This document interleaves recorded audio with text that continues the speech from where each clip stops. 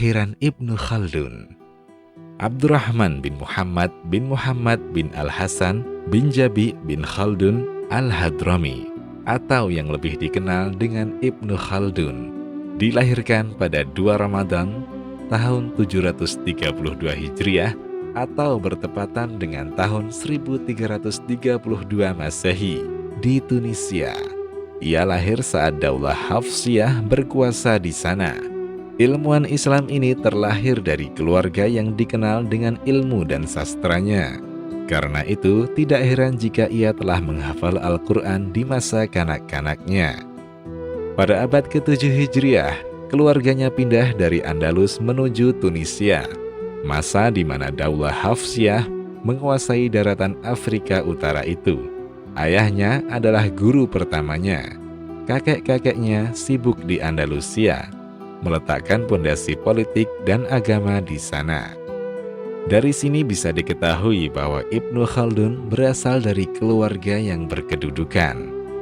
Ibnu Khaldun menghabiskan sebagian besar hidupnya di Tunisia dan ujung jauh Maroko.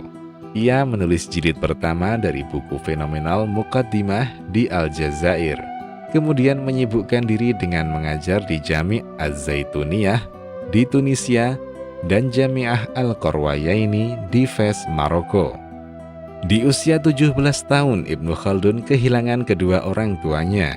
Keduanya wafat karena wabah kolera yang tersebar di berbagai tempat pada tahun 749 Hijriah atau bertepatan dengan 1348 Masehi. Wabah ini juga menewaskan banyak gurunya. Ia menghilang selama 4 tahun, tenggelam dalam penelitiannya pada ilmu sosiologi.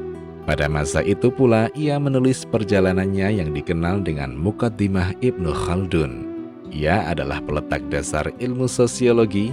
Kisah-kisah sejarah kehidupan manusia menjadi objek kajian Ibnu Khaldun hingga ia berhasil menyusun teori dasar sosiologi dari penelitian tersebut.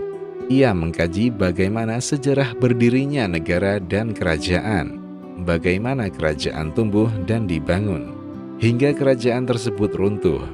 Dari sini ia membuat teori kerajaan atau dinasti memiliki jangka hidup alami. Penelitian ini juga menelurkan teori tentang pengaruh pajak dan zakat. Teorinya tentang pajak ini dikaji dan diadopsi oleh Presiden Amerika Ronald Reagan pada tahun 1981. Ibnu Khaldun dikenal sebagai ilmuwan yang membanggakan dalam peradaban Islam. Selain sibuk sebagai seorang ilmuwan yang belajar dan mengajar, ia juga seorang pejabat negara dan mujahid di jalan Allah saat memerangi pasukan Mongol yang berusaha merebut Damaskus. Di antara karyanya adalah karya besar sebanyak 7 jilid yang membahas tentang gramatika bahasa Arab, hari-hari bangsa Arab, kisah orang-orang non-Arab dan barbar, para penguasa, dan cabang keilmuan lainnya. Bagian pertama dari buku ini adalah buku Muqaddimah yang terkenal itu. Di penghujung usianya, ia berangkat menuju Kairo untuk menduduki jabatan hakim dan guru besar di Mesir. Ia wafat di Kairo pada tahun 808 Hijriah atau 1405 Masehi. Demikian, Allahu a'lam.